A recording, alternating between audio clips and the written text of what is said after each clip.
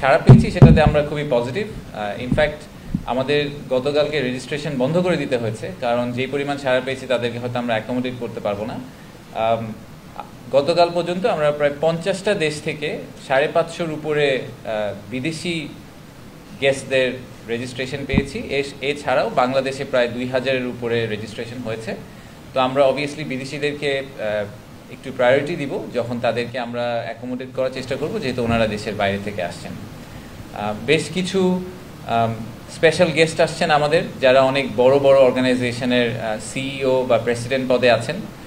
Example হিসেবে আমি কয়েকটা নাম বলি, যেরকম জারা যে কোম্পানিটা আছে ইন্ডিটেক্সে, যে একটা বড় কাপড়ের ব্র্যান্ড, তাদের যে গ্রুপ সিইও অস্কার মার্কট উনি আসছেন। সুলতান আহমেদ বিন সুলাইমান উনি হচ্ছেন ডিপি ওয়ার্ল্ড বলে যেই পোর্টটি আছে দুবাইতে, জেবুলারি পোর্ট, অনেকে হয়তো আপনারা শুনেছেন, ওটার ওয়ার্ল্ডের লার্জেস্ট পোর্ট, এবং দুবাই ইকোনমির প্রায় একটা বড় অংশ, almost a quarter of that economy is actually run through ওই পোর্টের থ্রুতে। তো ডিপি ওয়ার্ল্ডের যে চেয়ারম্যান উনি আসছেন আমাদের একজন স্পেশাল গেস্ট হিসাবে।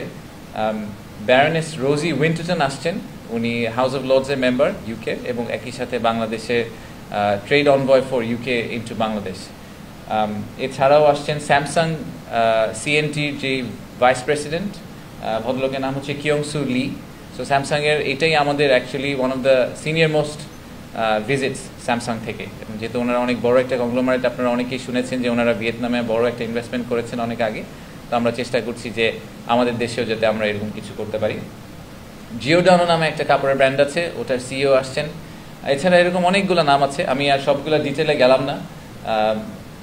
মেটার থেকে লোকজন আসছেন, আমাদের উবারের সিনিয়র একজন ভদ্রলোক আসছেন, টেলেনর থেকে আসছেন, এক্সেলারেট এনার্জির প্রেসিডেন্ট আসছেন, এবং দাউদ গ্রুপ পাকিস্তানের বেশ বড়, ওনাদের যে ছেলে যিনি ভাইস চেয়ারম্যান উনিও আসছেন আমাদের এখানে। আর বেশ কিছু বড় বড় ভেঞ্চার ক্যাপিটালও আসছেন, কারণ আমরা আসলে এবার এই ফুল সামিটটাকে একদম স্টার্ট আপ থেকে শুরু করে বড় বড় ইন্ডাস্ট্রি পর্যন্ত পুরোটাকে কভার করার চেষ্টা করেছি। সো ভেঞ্চার ক্যাপিটালের মধ্যে বি ক্যাপিটাল, তারপরে গোবি, কনজাংশন, মারুবেনি, এরকম বড় বড় অনেকগুলা ভেঞ্চার ক্যাপিটালিস্ট ফার্মও আসছেন। তো আমি একটু যদি শিডিউলটায় যাই যে আমরা আসলে ওই দিনগুলোতে কি করব। প্রথমে 7 তারিখের কথাটা বলি। 7 তারিখে আমরা বড় যারা ইনভেস্টর, যারা ম্যানুফ্যাকচারিং বা এই ধরনের জিনিস নিয়ে চিন্তা করছেন, তাদের জন্য আমরা চট্টগ্রামে একটা ভিজিটের আয়োজন করেছি। তো এখান থেকে ওনাদেরকে প্লেনে করে চট্টগ্রাম নিয়ে যাওয়া হবে। তারপরে ওনারা কোরিয়ান ইপিজেড ভিজিট করবেন, এবং তারপরে মিরেশ্বরাই যে ন্যাশনাল আমাদের ইকোনমিক জোন আছে সেটা ওনারা ভিজিট করবেন। তো আপনারা কোরিয়ান ইপিজেডের কাহিনীটা অনেকেই জানেন যে আমরা ইন্টারিম গভর্নমেন্ট আসার পরে ওনাদের প্রায় 12-14 বছরের একটা বড় চ্যালেঞ্জ, ল্যান্ড রিলেটেড একটা সমস্যা ছিল, যেই কারণে ওনারা অনেক ইনভেস্টারদেরকে মিস করেছেন। সেই ইস্যুটা সলভ করে দিতে পেরেছি, এবং এটার কারণেই কিন্তু ইনফ্যাক্ট কোরিয়া থেকে এবার 26 জনের একটা বড় ডেলিগেশন আসছে, এবং মেজরিটি আসলে কোরিয়ান ইপিজেডের যে আমাদের প্রেসিডেন্ট আছেন কি হাকসান, ওনার পুশেই আসলে আসছেন, ওনার ইনফ্লুয়েন্সে আসছেন। সো আমরা এটাকে একটা খুবই পজিটিভ আউটকাম হিসেবে দেখছি। ওনারা সবাই ইন্টারেস্টেড বাংলাদেশে ইনভেস্ট করার ব্যাপারে। 7 তারিখে প্যারালি ঢাকায় স্টার্ট আপ কানেক্ট নামে একটি প্রোগ্রাম হবে ইন্টারকন্টিনেন্টাল হোটেলে। সো স্টার্ট আপদের জন্য একদম পিওরলি ফোকাস করে ভিসিদেরকে টার্গেট করে একটা সারাদিনের প্রোগ্রাম হবে ইন্টারকন্টিনেন্টাল হোটেলে। ভিসি বলতে আমরা ভেঞ্চার ক্যাপিটালিস্ট বুঝাই, যারা স্পেসিফিক্যালি ইনভেস্টার, যারা স্টার্ট আপ কমিউনিটিতে খালি ইনভেস্ট করতে ইন্টারেস্টেড। 8 তারিখে আমরা এই ইনভেস্টার গ্রুপদেরকে নিয়ে যাব হচ্ছে কি জাপানিজ ইকোনমিক জোনে, 2500-এ নারায়ণগঞ্জে আমাদের পাশে যে ইকোনমিক জোনটা আছেন ওখানে নিয়ে যাব। ওনারা সারাদিন ওখানে ভিজিট করবেন, ওখানে কয়েকটা ইন্ডাস্ট্রি ভিজিট করবেন, দেখবেন যে কীভাবে আমরা ইকোনমিক জোনগুলোকে ডেভেলপ করেছি, এবং ওনারা যদি বাংলাদেশে এসে একটা সেট আপ করতে চান তাহলে একদম প্লাগ অ্যান্ড প্লে যে অপশনটা আমরা ওনাদেরকে দিতে চাই, এটার একটা বেস্ট এক্সাম্পল হচ্ছে Japanese economic zone. So Japanese economic জোনটাকে ওনাদের আমরা ঘুরিয়ে দেখাবো। তো এটার ক্ষেত্রে হয়তো জাপানিজরাই আমাদেরকে আসলে ফ্রন্ট করবে, এবং ওনারাই পুরো জিনিসটাতে হোস্ট হিসাবে কাজ করবেন। 8 তারিখ বিকালটা আমরা ফ্রি রেখেছি বিভিন্ন ট্রেড অ্যাসোসিয়েশন যাতে ম্যাচ মেকিং কিছু ইভেন্ট করতে পারেন, তাদের নিজেদের হোস্টিংয়ে কিছু অনুষ্ঠান করতে পারেন। সো 8 তারিখ বিকালটা একটু লাইট। তারপরে 9 তারিখে হচ্ছে আমাদের মেইন ইভেন্ট। তো 9 তারিখের মেইন ইভেন্টটা হবে ইন্টারকন্টিনেন্টাল হোটেলে। আমাদের প্রধান উপদেষ্টা যিনি আছেন, মাননীয় প্রধান উপদেষ্টা, উনি আমাদের প্রধান অতিথি 9 তারিখ সকালের প্রোগ্রামটার জন্য। সেখানে আমাদের প্রাইমারি টার্গেট হচ্ছে যে আসলে সবাইকে এক জায়গায় ফাইনালি নিয়ে আসা। সব অ্যাম্বাসেডাররাও থাকবেন এবং আমাদের সরকারি সিনিয়র উপদেষ্টারা সবাই থাকবেন ওখানে উপস্থিত। সকালে আমরা চিফ অ্যাডভাইজারের ইভেন্টটা করব, সেটা উইল বি ফলোড বাই দুপুর থেকে শুরু করে বিভিন্ন ধরনের ছোট ছোট ব্রেকআউট সেশন। আমরা এগুলোকে ব্রেকআউট সেশন বলছি কারণ বাংলাদেশের এফডিআইতে যে ইন্ডাস্ট্রিগুলোতে সবচেয়ে বেশি এফডিআই আসার সম্ভাবনা রয়েছে, এরকম বেশ কয়েকটা ইন্ডাস্ট্রিকে আমরা আসলে স্পিন অফ করার চেষ্টা করেছি।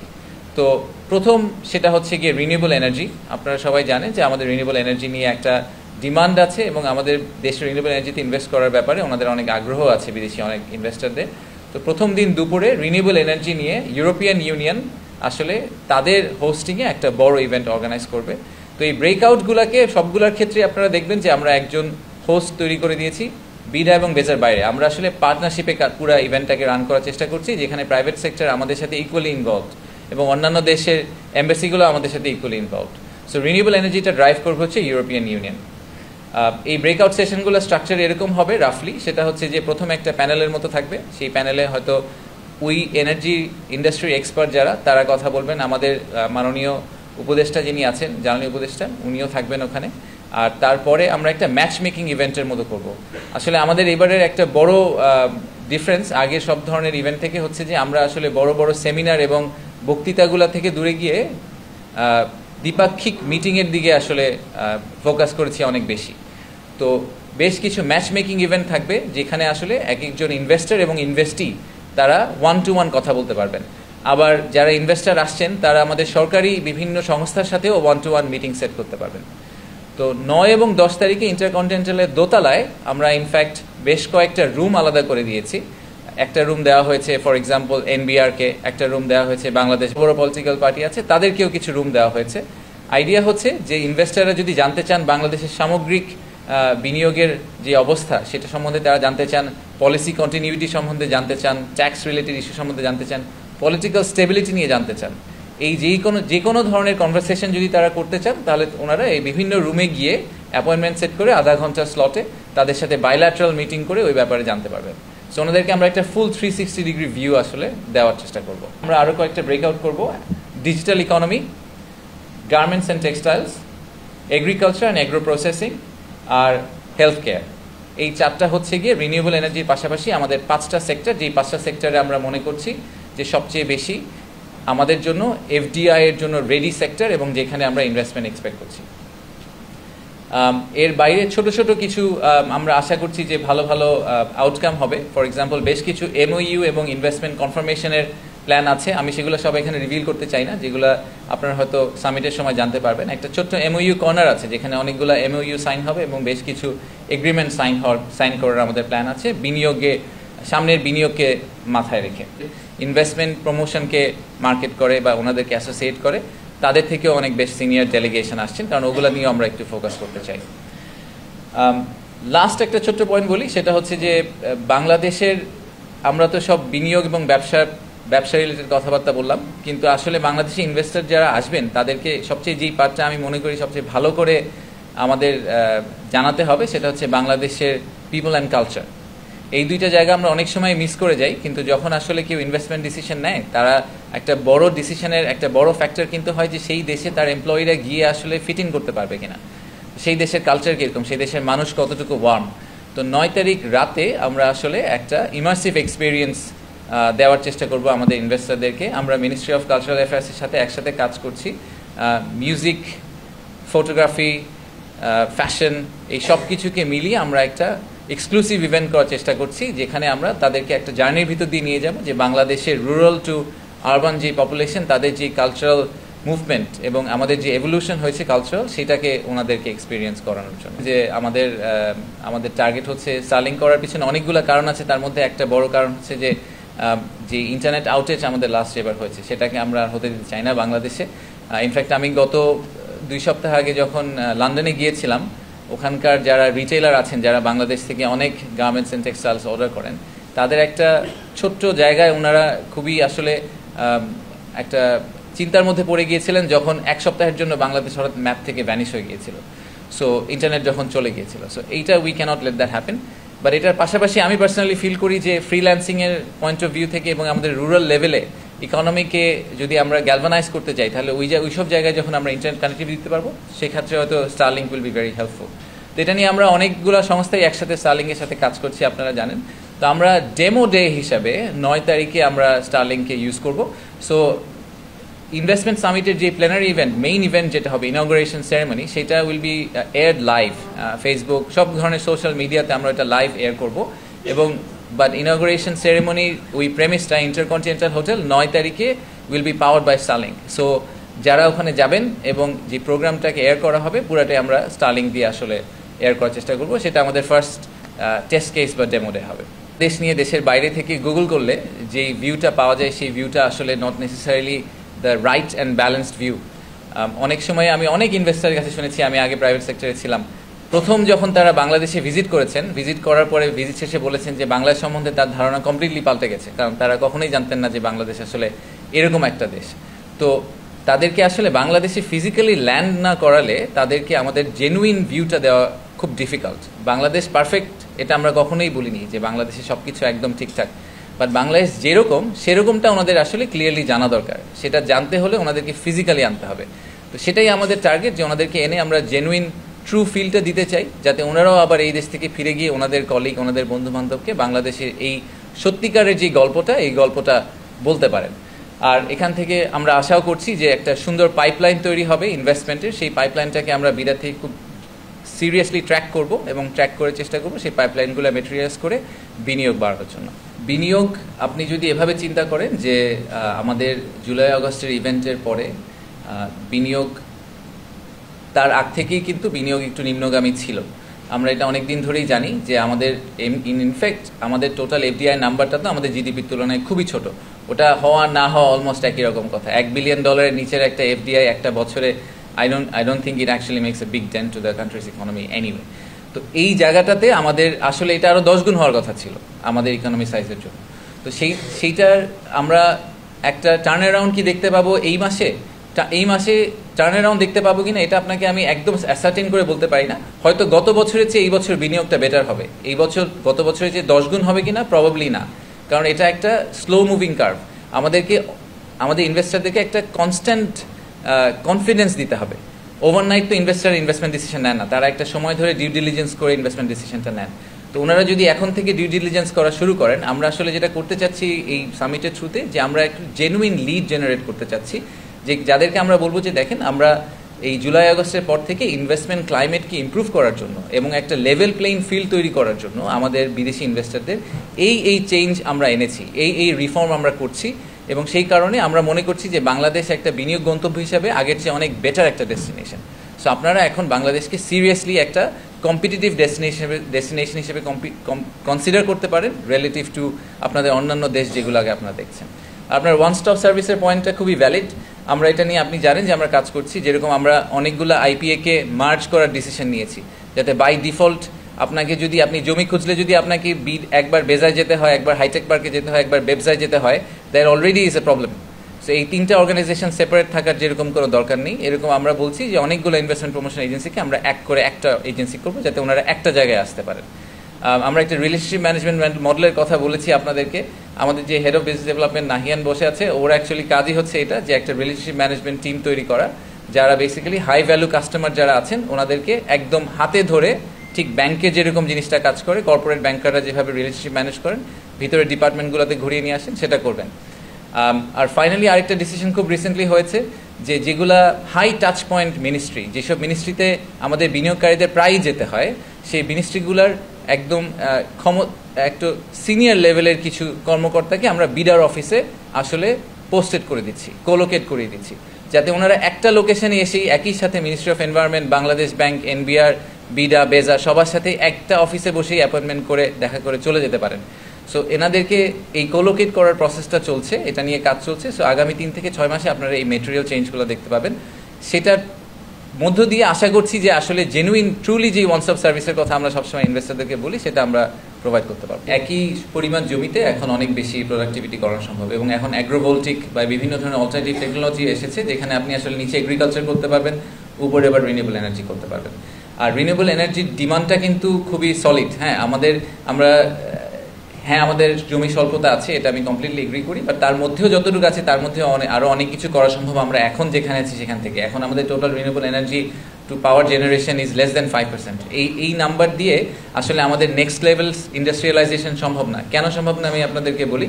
আমি যখন ইউকেতে গিয়েছিলাম তখন এই প্রশ্নটা এসেছে, আমাকে অনেক বায়ার জিজ্ঞেস করেছেন যে আচ্ছা তোমাদের রিনিউয়েবল এনার্জির পার্সেন্টেজটা কীরকম, কারণ 2030 সাল থেকে ইউরোপে একটা পাসপোর্ট সিস্টেম তৈরি হবে, প্রত্যেকটা কাপড়ের একটা কোডিং থাকবে, সেই কোডিংয়ে বলা থাকবে যে এই কাপড় কতটুকু সাস্টেনেবল এনার্জির উপর বেস করে করা হয়েছে।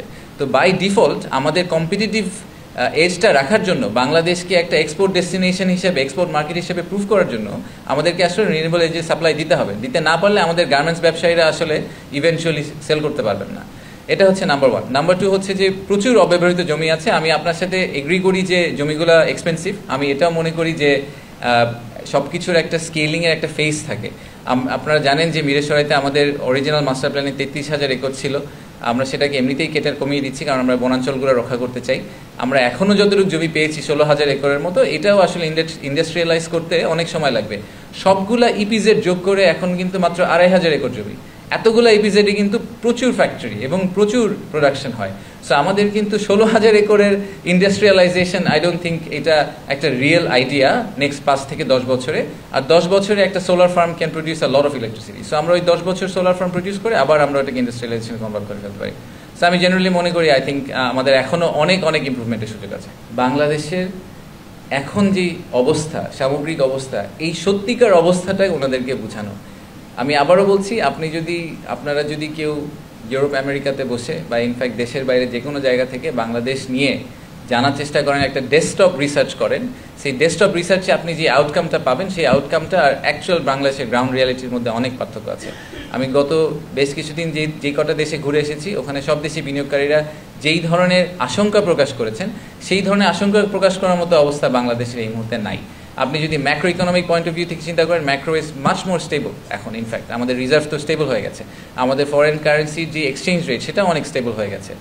আমাদের এক্সপোর্ট নাম্বারটা জুলাই থেকে ডিসেম্বরে এত ডিসরাপশনের পরেও 13% বেড়ে গেছে। সো অনেক ইন্ডিকেটর আছে আসলে ম্যাক্রো ইকোনমিক, যেগুলো বলছে যে ইকোনমি আসলে is heading in the right direction. তো ইকোনমি যদি ঠিক রাস্তায় যেতে থাকে, হ্যাঁ সমস্যার আছে না আর সমস্যা নেই এটা কিন্তু আমরা কখনোই বলতে চাই না। আইন শৃঙ্খলা রিলেটেড সমস্যা আছে, সেটা ইমপ্রুভ করার চেষ্টা চলছে। ইনভেস্টমেন্টের বিনিয়োগের যে পরিস্থিতি, ইনভেস্টমেন্ট ক্লাইমেট, যেটা নিয়ে ইজ অফ ডুইং বিজনেস, যেটা নিয়ে আমরা অনেক কথা বলি, সেখানে অনেক ধরনের ল্যাকিংস আছে এবং সেগুলো স্পেসিফিক্যালি ফিক্স করার জন্য আমরা কি করছি, এটা কিন্তু আমরা পাবলিক ডোমেনে দিয়ে দিয়েছি। আমরা 20টা ইনিশিয়েটিভ হাতে নিয়েছি এই বছর বিডা বেবজা থেকে, যে আমরা বিনিয়োগ পরিস্থিতি উন্নয়নে এই 20টা ইনিশিয়েটিভে ফোকাস করব। ওয়ার্ক পারমিট বলেন, রিপ্যাট্রিয়েশন বলেন, এফডিআই হিটম্যাপ বলেন, মার্জার বলেন, আমাদের এরকম একটা লিস্ট আছে। তো এই লিস্টগুলো ওনাদেরকে আমরা শেয়ার করতে চাই যে দেখেন, আপনি যদি 2024 সালের জুন মাসে আসতেন, আপনি যেই বিনিয়োগ পরিস্থিতি পেতেন, 2025 সালের জুন মাসে কিন্তু আপনি একটা কমপ্লিটলি ডিফারেন্ট বিনিয়োগ পরিস্থিতি বাংলাদেশে পাবেন। তো সেটাও তো আসলে 24 থেকে 25 সিগনিফিকেন্টলি ডিফারেন্ট। এবং আপনি একটা অ্যাটলিস্ট এটুক তো আমরা কনফার্ম করতে পারি যে আপনি যখন আসবেন তখন আপনাকে কোনো মন্ত্রী মিনিস্টার এখানে ব্যবসা করার জন্য আটকানোর চেষ্টা করবে না। সো এরকম অনেক ধরনের ব্যাপারই আছে যেগুলো আমরা শেয়ার করতে চাই। আমরা একদম জেনুইন রিয়েল পিকচারটা দিতে চাই। আমরা বলতে চাচ্ছি না যে বাংলাদেশ সিঙ্গাপুর হয়ে গেছে, সেটা বলারও আমাদের দরকার নেই, কিন্তু জেনুইন পিকচারটা ওনাদেরকে দেওয়া আমাদের দরকার। সেজন্যই আমরা আসলে এই সামিটটা করতে চাই। বাংলাদেশে একটা কাজ করেছিলাম প্রথম দিকে, আপনারা অনেকে হয়তো শুনেছেন যে আমরা বাংলাদেশের ম্যাক্সিমাম বড় কোম্পানির সিইও এবং উদ্যোক্তাদের সাথে কথা বলেছিলাম বোঝার জন্য যে ওনাদের মেজর ইস্যুগুলো কী, আসলে বিনিয়োগের ক্ষেত্রে মূল সমস্যা ওনারা কোনগুলো ফেস করেন। তার মধ্যে কিন্তু এই পলিসি কন্টিনিউইটি কথাটা বারবার উঠে এসেছে, যে ওনারা একটা বিজনেস মডেল করেন, তারপরে 5 বছরের মধ্যে ট্যাক্স রেট 5 বার চেঞ্জ হয়ে যায়, বিভিন্ন ধরনের নিয়মকানুন 5 বার চেঞ্জ হয়ে যায়, তো ওনাদের অরিজিনাল বিজনেস মডেলটা আর কাজ করে না। আমি পার্সোনালি খুবই মনে করি যে আমাদের একটা ইনকিউবেশন পিরিয়ড থাকা উচিত, যে কোনো একটা ব্যবসা যখন ব্যবসা শুরু করবে তখন সে যেই ট্যাক্স রিজিম বা পলিসি লেভেলে শুরু করবে সেটাতে সে অ্যাটলিস্ট 3 থেকে 5 বছর কন্টিনিউ করার সুযোগ পাবে। যদি আমরা বাকিদের জন্য rule of the game change করে দিই, তারপরেও তার জন্য আমাদের ওই রুলগুলো চেঞ্জ করা উচিত না, কারণ তা না হলে তাদের পক্ষে আসলে বাংলাদেশে এসে বিনিয়োগ করা খুব ডিফিকাল্ট হয়ে যাবে। সো এটা নিয়ে আমরা এনবিআর এর সাথে খুব ক্লোজলি কাজ করছি। আমরা চেষ্টা করছি যে আমরা একটা ফ্রেমওয়ার্ক দাঁড় করানোর জন্য, যাতে শুধু আমাদের সময় না বাট ভবিষ্যতে যে পলিটিক্যাল গভর্নমেন্টগুলো আসবে তারাও যাতে সেই ফ্রেমওয়ার্কের ভিতরে থেকে পলিসি কন্টিনিউটিটাকে এনশিওর করার চেষ্টা করে। আমি নিলাম positive suggestion, good suggestion. So আমরা সবগুলো নিয়ে একটু চিন্তা করব, আমরা এগুলোকে ইনকর্পোরেট করার চেষ্টা করব। ইনফ্যাক্ট আমরা এবার খুব হেভিলি, মানে আপনারা তো আমাদের সাথে আছেনই, সো আমি আপনাদেরকে নিয়ে less worried, but social media আসলে এখন বাংলাদেশে অনেকটাই ওপিনিয়ন ড্রাইভ করে। তো আমরা এবার সোশ্যাল মিডিয়া রিলেটেড খুব সিরিয়াসলি সোশ্যাল মিডিয়া ক্যাম্পেইন নিয়ে কাজ করছি। আপনারা আগামী 2-4 দিনের মধ্যে হঠাৎ করে দেখা শুরু করবেন যে সোশ্যাল মিডিয়াগুলোতে ইনভেস্টমেন্ট সামিট নিয়ে প্রচুর অ্যাক্টিভিটি শুরু হয়ে যাবে। আর যেটা বললাম যে এইবার সামিটটা আমরা আসলে সবখানি সরাসরি সম্প্রচার করব, মানে লাইভে দিয়ে রাখবো, সেটা বিডার ফেসবুক হ্যান্ডেল থেকে, লিঙ্কডইন হ্যান্ডেল থেকে এবং ইউটিউব সব জায়গায় আমরা আসলে এটাকে লাইভ করার চেষ্টা করব। হয়তো তাদের ইনভেস্টমেন্ট ডিসিশনটাকে একটা ল্যাগ দিতে পারে, যে আজকে সেই ডিসিশনটা যদি মার্চ মাসে হয়ে যেত বা এপ্রিল মাসে ওনারা ডিসাইড করতেন যে ওনারা $100 মিলিয়ন একটা চেক লিখবেন, সেটা এপ্রিল মাসে না গিয়ে ওনারা জুলাই মাসে করবেন। ওনারা আরেকটু ভালো করে দেখার চেষ্টা করবেন যে দেশের ডিরেকশন অফ ট্রাভেলটা কোন দিকে। ইটস ভেরি ইম্পর্টেন্ট, ইনভেস্টারদের জন্য খুব ইম্পর্টেন্ট হচ্ছে ডিরেকশন অফ ট্রাভেলটা। তো ডিরেকশন অফ ট্রাভেলটা যদি ঠিক দিকে হয়, তাহলে এই শর্ট টার্ম ডিসরাপশন থেকে ওনারা হয়তো অ্যাডজাস্ট করে নেবেন মেন্টালি, যে আসলেও তো দেশ যেই সিচুয়েশনের ভিতর দিয়ে গেছে, আপনাকে যদি আমি অনেক ইনভেস্টারদের সাথে এটা নিয়ে কথা বলেছি, যে মুডিসের সাথে আমরা সিঙ্গাপুরে দেখা করেছিলাম, আমি আর আমাদের স্পেশাল অনবয়। তো আমরা ওনাদেরকে বলছিলাম যে দেখেন, আপনাকে যদি জুন মাসের শেষে গিয়ে বলা হতো যে জুলাই থেকে অগস্টে বাংলাদেশে এই ইনসিডেন্ট ঘটবে, তাহলে সেপ্টেম্বরের বাংলাদেশটা দেখতে কেমন হবে, এরকম যদি আপনাকে একটা পিকচার ড্র করতে বলা হতো, আপনি কীরকম করতেন? ম্যাক্সিমাম লোকজন কিন্তু তখন ওখানে বসে বলতো যে একটা গৃহযুদ্ধ লেগে গেছে, অস্থির অবস্থা। কিন্তু আমাদের দেশে 7 দিন পুলিশ ছিল না, তারপরেও আপনি যদি অগস্টের 15 তারিখের কথা চিন্তা করেন বা 16 তারিখের কথা চিন্তা করেন, সেদিন কিন্তু গার্মেন্টস ফ্যাক্টরিগুলো খোলা ছিল। সো বাংলাদেশের রেজিলিয়েন্স যে জিনিসটা আমরা সবসময় বলি যে আমাদের ইনকমিটেবল স্পিরিট অ্যান্ড রেজিলিয়েন্স, এটার খুব বড় একটা এক্সাম্পল হচ্ছে অগস্ট সেপ্টেম্বর। তো সেইটাই আমরা আসলে আবারও পোর্ট্রে করাতে চাই আমাদেরকে, যে long term view of Bangladesh is still very very positive. I don't see any reason why you should not invest in Bangladesh. So প্রথমত ইলন মাস্ক যদি 9 তারিখে আসতেন, আপনারা এতদিনে অলরেডি জেনে যেতেন উনি আসবেন। সো উনি এখন আমেরিকান সরকারের অংশ। সো ওনার একটা ভিজিট বাংলাদেশে যদি আসলে উনি আগের যেগুলো করেছেন, আপনি যেগুলো বলছেন ইন্দোনেশিয়ান দেখেছেন স্টারলিংক লঞ্চ করতে, তখন কিন্তু উনি ইউএস গভর্নমেন্টে কাজ করতেন না, এখন ওনার পজিশনটা কোয়াইট ডিফারেন্ট। তো তারপরেও আমরা আসলে ওনাদের সাথে কথা বলছি। 9 তারিখ হচ্ছে স্টারলিংকের ডেমো ডে, রাইট? সো 9 তারিখে আমরা বাংলাদেশের যারা যেই সোসাইটিটা বা যেই ইনভেস্টার গ্রুপটা, যেই ব্যবসায়ীরা ইন্টারকন্টিনেন্টাল হোটেলে আসবেন, যেই সরকারি কর্মকর্তারা ইন্টারকন্টিনেন্টাল আসবেন, তাদেরকে আমরা স্টারলিংকের একটা টেস্ট দিব। It's a testing session, but actual স্টারলিংকের কমার্শিয়াল অপারেশন শুরু হতে আরও কিছুদিন সময় লাগবে। আমাদের 90 দিনের টার্গেটটা এখনও মাথায় আছে, আমরা ওটাকে টার্গেট করে আগাচ্ছি। তো 90 দিনের টার্গেটটার সময় যখন আমরা লঞ্চ করব, তখন আমরা অবশ্যই ওনাদের সাথে যোগাযোগ করে দেখব যে উনি ওই সময় আসার জন্য আমাদেরকে টাইম দিতে পারেন কিনা, তাহলে will be very happy to host him. So এখনই কনফার্ম করতে পারছি না, বাট আমরা চেষ্টা করছি। সত্যি মনে করি যে ইনভেস্টাররা আসলে 1-2 বছরের বেসিসে ইনভেস্টমেন্ট ডিসিশন নেন না, ওনারা মিনিমাম 5 বছরের একটা হরাইজন, প্রবাবলি 20-30-40 বছরের হরাইজন নিয়ে বাংলাদেশে আসবেন। তো ওনাদেরকে অবশ্যই political stability, political consensus, political continuity, এই সবগুলো বিষয় নিয়ে ওনাদের ডিসিশন মেকিংটা কাজ করবে। তো সেটাই যদি হয়, এবং সেটার কারণেই কিন্তু আমরা বলছি যে আমরা এবার ইনভেস্টমেন্ট সামিটে 9-10 তারিখে 3টা পলিটিক্যাল পার্টিকে অ্যাকচুয়ালি আলাদা করে রুম করে দিয়েছি, যেই রুমে গিয়ে ওনারা আসলে ওই পলিটিক্যাল আউটফিটদের সাথে কথা বলতে পারবেন, যাতে ওনারা বুঝতে পারেন যে এই বাংলাদেশের টোটাল পলিটিক্যাল যে কমিউনিটি আছে, তারাও কিন্তু বিনিয়োগের ব্যাপারে যথেষ্ট উৎসাহী। আমি যখনই পলিটিক্যাল পার্টিদের সাথে কথা বলি, ওনারা সবাই বলেন যে বাংলাদেশে বিনিয়োগ খুবই জরুরি। আমার মনে হয় এটা নিয়ে তো আসলে পলিটিক্যাল পার্টিদের মধ্যে মতবিরোধ নেই, যে একজন বাম দিকে একজন বাম দিকে বলছেন যে না এটা দরকার আছে, দরকার নেই, সবাই বলছেন দরকার আছে। ইনফ্যাক্ট আমাদের যে ইয়াং পপুলেশন, তাদেরকে এমপ্লয়মেন্ট জেনারেট করার জন্য প্রাইভেট সেক্টরকে গ্যালভানাইজ করা আমাদের জন্য দরকার আছে, সেটা লোকাল ইনভেস্টমেন্ট এবং ফরেন ইনভেস্টমেন্ট মিলিয়ে। তো সেটাই, জি শেষ করেনি, জি।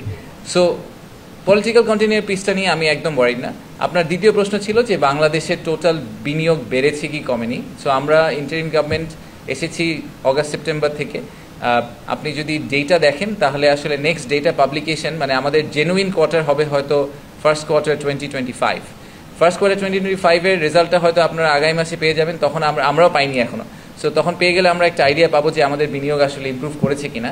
আমি যেটা আপনাকে পার্সোনালি বললাম, আমার ধারণা যে বিনিয়োগের লেভেলটা আগের মতোই থাকবে, এবং টু বি অনেস্ট আগের মতো থাকাটাও একটা বড় উইন, কারণ আপনাদের এটা মাথায় রাখতে হবে যে আমরা একটা মনোলিথিক স্ট্রাকচার ছিল, সেটাকে কমপ্লিটলি ভেঙে চড়ে গেছে, এবং অনেকেরই ফোরকাস্ট ছিল যে বাংলাদেশ এখন কি হবে, সেটা নিয়ে অনেকে অনেক টেনশনে ছিলেন। ওরকম কিছুই আসলে হয়নি, আমরা উই মুভড অন, এক্স্যাক্টলি যা ছিলাম তার চেয়ে অ্যাকচুয়ালি একটা ভালো পজিশনে চলে গিয়েছি।